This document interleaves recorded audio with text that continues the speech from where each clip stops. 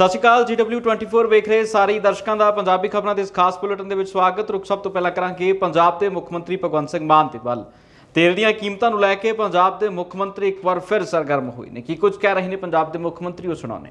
Textile का बहुत scope है।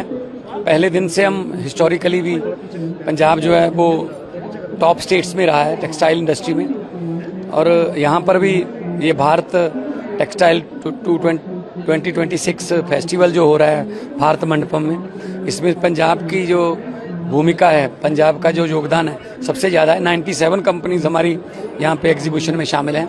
तो पंजाब में टेक्सटाइल का बहुत स्कोप है और उम्मीद करते हैं ऐसे इंटरनेशनल फेस्टिवल से पंजाब को और भी बूस्ट मिलेगा। कांग्रेस में जो एक तरह से मकान बची है पंजाब में, कैसे देखते हैं आप? ये तो कांग्रेस वालों से पूछ लो।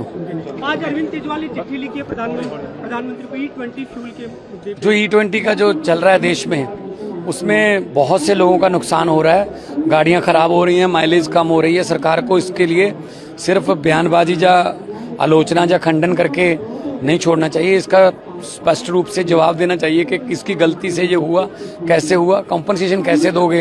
बड़ी बड़ी गाड़ियां खराब हो रही हैं और हम नीट का पेपर नहीं हम कंडक्ट करवा पा रहे, E20 हमारा फेल हो गया। तो मतलब बिशप गुरु बनना है, लेकिन हम तो बिशप चेले बनते जा रहे हैं। मतलब पेट्रोल की कीमतें जो हैं वो वहीं पे खड़ी हैं, जबकि क्रूड ऑयल की कीमतें बहुत कम हो गई हैं।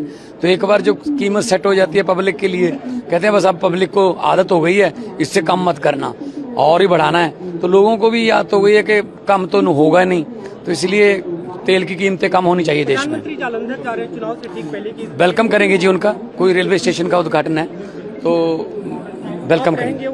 रुक करांगे देश के प्रधानमंत्री नरेंद्र मोदी के वाल। नरेंद्र मोदी पंजाब दे विच दौरा करन जा रहे हैं, जिस दरमियान उन्हां दा चंडीगढ़ के PGI दे विच भी दौरा संभावी तौर के उत्ते मन्निया जा रहा है। इस नूं लैके PGI के डॉक्टरों के वल्लों कुछ अपडेट दी गई है। कि कुछ कह रहे हैं डॉक्टर, वो सुनाने। माननीय प्रधानमंत्री जी 17 जुलाई ਨੂੰ ਚੰਡੀਗੜ੍ਹ ਆ ਰਹੇ ਨੇ to inaugurate 3 major centres in PGI। एक तो advanced maternal and child care centre है, 300 बेडेड है, state of the art facilities है, state of the art operation theatres है, state of the art infrastructure है। दूजा सेंटर जेड़ा माननीय प्रधानमंत्री जी इनॉग्रेट करेंगे वो होएगा न्यूरो साइंस सेंटर, जेड़ा कि अगेन 300 बेडेड है विद 60 ICU बेड्स। ये मरीज दे हिच बहुत वड्डी जित है, और जो क्रिटिकल केयर ब्लॉक है जिदा फाउंडेशन स्टोन ले किया जाएगा वो 150 बेडेड क्रिटिकल केयर ब्लॉक है। मैं फिर कहांगा कि सब तो वड्डा प्लस पॉइंट इन सेंटर्स का ये है कि ये एक गवर्नमेंट हस्पताल च इनॉग्रेट हो रहे हैं, जिदा सोल मकसद हुंदा है मरीज की मदद करना। And today thanks to the government of India under the honourable prime minister and the honorable health minister, Ayushman in PGI is now a 4x4 wheel drive। असी इमेजिन नहीं कर सकते, असी सिर्फ 5 लाख आयुष्मान के खर्चे नाल बिटवीन 5 and 15 करोड़ मरीज का बचाते ने बाय गिविंग जेनरिक मेडिसिन्स। इन्ना इंपैक्ट आयुष्मान का जेड़ा असी PGI च इलाज कर रहे हैं फॉर आर पेशेंट्स। तो तुसी बेड्स का नंबर ना देखो, तुसी ये देखो असी बचा किन्ना रहे मरीजा लई और मरीजा दे हित असी कितना भला कर रहे। उधर केंद्रीय मंत्री रवनीत बिट्टू के वल्लों खाड़कू संघर्ष दरमियान शहीद हुए कुछ सिंघां दे बारे टिप्पणी की गई है, जिसनूं लैके रवनीत बिट्टू का विरोध शुरू होया। रवनीत बिट्टू ने की कुछ मानो चाल के बारे क्या, वो सुनावांगे। एयर मार्शल अर्जुन सिंह, ये marshal of Indian air force, only 5-star officer of the Indian air force, ये सरदार, ये है पगड़ी। ये कहते हैं भी हिंदू सिख की बात करेंगे। दूसरी तरफ कौन है? गुरबचन सिंह मानोचैल। ये देखा कभी आपने, कभी पैरामिलिट्री फोर्सेस के फौज के पास भी ऐसे वेपन ड्रम लगे हुए? और ये आदमी 2000 सिविलियन, जब वो चल रहा थी जंग, 2000 सिविलियन इस आदमी ने, ये भिंडरांवाला टाइगर फोर्स का हेड था, और सो कॉल्ड पंथिक कमेटी जो लूटती थी, एक्सटॉर्शन करती थी, उसका ये मेंबर रहा। और इसके ऊपर 30 lakh, today's equivalent to 10 crore इसके ऊपर रिवॉर्ड था, जैसे कि आज गोल्डी बराड़ के ऊपर। शहीद भाई जसवंत सिंह खालड़ा समेत शहीद हुए उन्हां ਸਿੰਘਾਂ ਦੀ ਅਰਦਾਸ ਕੀਤੀ गई है, जिन्हां ਸਿੰਘਾਂ ਨੂੰ लवारिस तौर के उत्ते ਪੁਲਿਸ ਦੀਆਂ ਉਸ ਵਕਤ ਦੀਆਂ ਏਜੰਸੀਆਂ ਦੇ ਵੱਲੋਂ ਸੰਸਕਾਰ ਕਰ ਦਿੱਤਾ ਗਿਆ ਸੀ। ਉਹਨਾਂ ਨੂੰ ਯਾਦ ਕਰਦੇ ਅੱਜ ਸ਼੍ਰੀ ਅਕਾਲ ਤਖਤ ਸਾਹਿਬ ਦੇ ਜਥੇਦਾਰ ਗਿਆਨੀ ਕੁਲਦੀਪ ਸਿੰਘ ਗੜਗਾਸਤੀ ਵੱਲੋਂ ਅਰਦਾਸ ਸਮਾਗਮ ਕੀਤਾ ਗਿਆ। मैं जरूर कहूँगा जो हुकूमतां दे वल्लों अज बिरतांत साडियां इन संस्थावां दे खिलाफ छेड़े जा रहे ने, पंजाब दे नौजवानों उस गल नूं समझो। इत्थे प्रधान सरदार हरजिंदर सिंह बैठे, अकाल तख्त साहब वल्लों इन्हां नूं आदेश है कि इत्थे हरी के पत्तन इस शहीदी पत्तन memorial इत्थे श्रोमणी गुरुद्वारा प्रबंधक कमेटी समूचे पंथ दे सहयोग नाल शहीदां दी याद विच बनावेगी।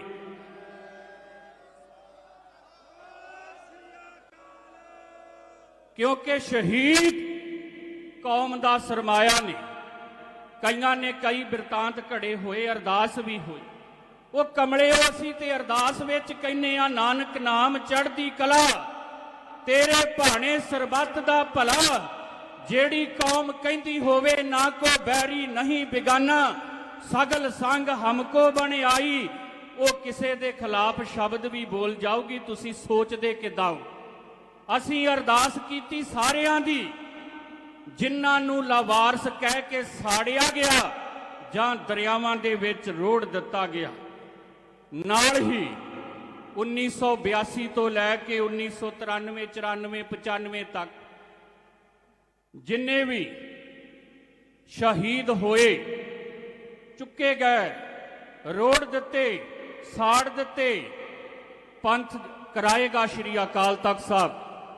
श्री अकाल तख्त साहिब वल्लों श्रोमणी गुरुद्वारा प्रबंधक कमेटी दे राही ये सारियां दे अंकड़े इकट्ठे करके दस्तावेज तैयार किया जाएगा। उधर एमएलए मनजीत सिंह बिलासपुर के पिछे हुण पाना सिद्धू पिया है। पाना सिद्धू ने एक धरने के दौरान सीधे तौर के उत्ते पंजाब सरकार के इस एमएलए नूं चुनौती दे दी है। ये पंजाब के लोगों को भी कहना चाहते हैं, आ देख लो जिहड़ा राजनीति जिहड़ी झूठी राजनीति चलती है, जिहड़ा कहना मैं मजदूर वर्ग वालों चुनिया हुआ एमएलए हाँ, वो एक दिन इत्थे आके मजदूर भाईचारे नाल नहीं खड़िया।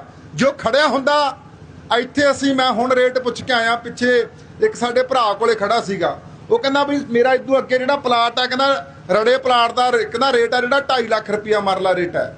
ਇਹ ਹਜੇ ਵੀ ਕਹਿ ਰਿਹਾ 90,000 ਰੁਪਏ ਲੈ ਲਓ। ਪਹਿਲਾਂ 30,000 ਰੁਪਏ ਕਹਿੰਦੇ ਸੀਗੇ, ਜਿੱਦਣ ਦਾ ਚਲੋ ਸਾਡੇ ਜਥੇਬੰਦੀਆਂ ਆਈਆਂ ਹੁਣ 90,000 ਤੇ ਆ ਗਏ, ਪਹਿਲਾਂ 30,000 ਤੇ ਖੜੇ ਸੀਗੇ।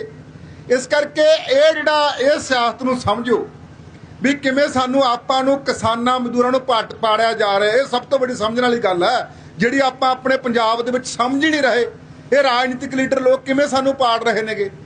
ਸਾਡੇ ਖਿਲਾਫ ਇਸ ਨੇ ਬਿਆਨ ਦਿੱਤਾ ਕਿ ਇੱਥੇ ਮੇਰੇ ਇਲਾਕੇ ਦੇ ਵਿੱਚ ਆ ਕੇ ਭੜਕਾ ਰਹੇ ਨੇ। ਦੱਸੋ ਜੀ ਅਸੀਂ ਤੁਹਾਨੂੰ ਭੜਕਾਇਆ? ਦੱਸੋ ਸਾਡੇ ਤੁਸੀਂ ਸਾਡੇ ਭਾਈਚਾਰਾ ਅਸੀਂ ਆਪਾਂ ਸਾਰੇ ਇੱਕ ਹੈ। ਦੂਜੇ ਨੇ ਬਿਆਨ ਦਿੱਤਾ ਸੀ 12 ਘਰਾਂ ਵੀ ਕਹਿੰਦਾ ਵੀ ਮੇਰੇ ਇਲਾਕੇ ਜਾ ਕੇ ਭੜਕਾ ਰਹੇ ਨੇ। ਤੂੰ ਇੱਥੇ ਲਿਆ ਕੇ ਆ ਸਾਰਾ ਸਰਕਾਰੀ ਤੰਤਰ ਮੰਤਰ ਲਿਆ ਕੇ ਤੂੰ ਇੱਥੇ ਲੋਕਾਂ ਦੇ ਘਾਟਾ ਹੈ ਤੇ ਸਾਡੇ ਕੋਲੇ ਸਾਡਾ ਭਾਈਚਾਰਾ ਇਹ ਗੱਲ ਕਹੀ ਤੁਸੀਂ ਇੱਥੇ ਆਓ ਤੇ ਅਸੀਂ ਆਈਏ ਨਾ, ਸਾਡੇ ਤੇ ਲੱਖ ਦੀ ਲਾਹਨਤ ਹੈ। ਇਸ ਕਰਕੇ ਅਸੀਂ ਜਿਹੜੇ ਵੀ ਧਰਨੇ ਦੇ ਵਿੱਚ ਜਾਂਦੇ ਆ, ਸਭ ਤੋਂ ਪਹਿਲਾਂ ਜਿਹੜਾ ਸਰਕਾਰੀ ਤੰਤਰ ਮੰਤਰ ਹੈ, ਇਹ ਸਰਕਾਰ ਦੁਆਰਾ ਚੁਣੇ ਹੋਏ ਬੰਦੇ ਸਾਡੇ ਤੇ 3-4 ਬੰਦੇ ਇਹਨਾਂ ਨੇ ਇੱਕੋ ਇਲਜ਼ਾਮ ਲਾਉਣਾ, ਹਰੇਕ ਥਾਂ ਤੇ ਆ ਕੇ ਭੜਕਾਉਣ ਲਈ, ਹਰੇਕ ਥਾਂ ਤੇ ਆ ਗੱਲ ਕਰਨ ਲਈ ਆ ਗਏ। ਆ ਤੁਸੀਂ ਤੁਹਾਡੇ ਸਾਹਮਣੇ ਪੰਜਾਬ ਤੱਕ ਪੂਰੇ ਵਿੱਚ ਗੱਲ ਜਾਣੀ ਆ, ਕਹਿੰਦੇ ਹਰੇਕ ਧਰਨੇ ਜਾ ਵੜਦੇ ਨੇ। ਹੁਣ ਸਾਡੇ ਭਾਈਚਾਰੇ ਉੱਪਰ ਧੱਕਾ ਹੋਵੇ ਤਾਂ ਅਸੀਂ ਜਾਈਏ ਨਾ। ਦੇਸ਼ ਦੇ ਵਿੱਚ E20 ਪੈਟਰੋਲ ਬਹੁਤ ਵੱਡਾ ਮੁੱਦਾ ਬਣ ਚੁੱਕਿਆ ਹੈ, ਕਿਉਂਕਿ ਇਸ ਦੇ ਨਾਲ ਗੱਡੀਆਂ ਦਾ ਖਰਾਬ ਹੋਣ ਦਾ ਜਿਸ ਤਰੀਕੇ ਦਾ ਸਿਲਸਿਲਾ ਤੁਰਿਆ, ਉਸ ਤੋਂ ਬਾਅਦ ਦੇਸ਼ ਦੀ ਸਰਕਾਰ ਸਵਾਲਾਂ ਦੇ ਘੇਰੇ ਦੇ ਵਿੱਚ ਹੈ, ਜਿਸ ਨੂੰ ਲੈ ਕੇ ਅਰਵਿੰਦ ਕੇਜਰੀਵਾਲ ਨੇ ਕੇਂਦਰ ਦੀ ਮੋਦੀ ਸਰਕਾਰ ਤੋਂ ਜਵਾਬ ਮੰਗਿਆ। सारे देश की जनता दुखी है, सारे देश की जनता कह रही है माइलेज गिर रही है, हमारे पार्ट्स कंपोनेंट्स ख़राब हो रहे हैं। तो इसको 2 डिमांड की है मैंने।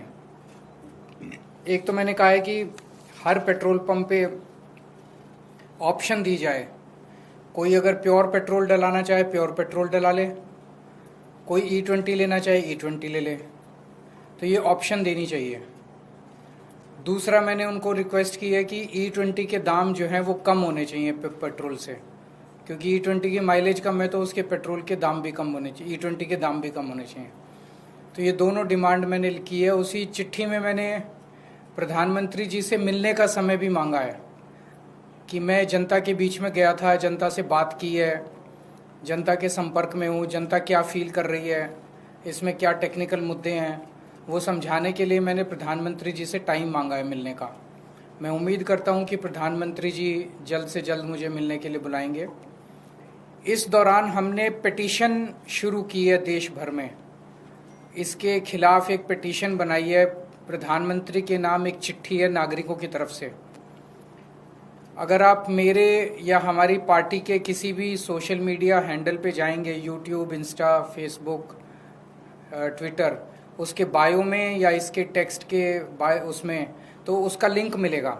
उस लिंक पे अगर आप क्लिक करते हैं तो एक पिटीशन है, उस पिटीशन को हम चाहते हैं कि ज़्यादा से ज़्यादा लोग ऑनलाइन साइन करें और उसके अंदर आप अपने एक्सपीरियंसेस भी शेयर कर सकते हैं कि मेरे पास ये गाड़ी है, उसकी पहले माइलेज इतनी थी, अब माइलेज इतनी आ रही है, मेरी इस गाड़ी में ये गड़बड़ हो गई है, ये कंपोनेंट्स खराब, जो एक्सपीरियंसेस आप लिखना चाहें लिख सकते हैं। तो जितने भी मेरे पास पिटीशंस हमारे पास इकट्ठे होंगे, तो जब प्रधानमंत्री जी मुझे बुलाएंगे मिलने के लिए, उन सारे पिटीशंस की प्रिंट आउट लेके मैं प्रधानमंत्री जी को दे के ਆਊਂਗਾ। ਖਬਰਾਂ ਦੇ ਇਸ ਬੁਲੇਟਿਨ ਦੇ ਵਿੱਚ ਫਿਲਹਾਲ ਲਈ ਬਸ ਇੰਨਾ ਹੀ। ਫਿਰ ਮੁੜ ਹਾਜ਼ਰ ਹੋਵਾਂਗੇ ਨਵੀਆਂ ਤੇ ਤਾਜ਼ਾ ਅਪਡੇਟਸ ਨਾਲ। ਤਦ ਤੱਕ ਲਈ ਮੈਨੂੰ ਦਿਓ ਇਜਾਜ਼ਤ। ਬਹੁਤ ਬਹੁਤ ਧੰਨਵਾਦ।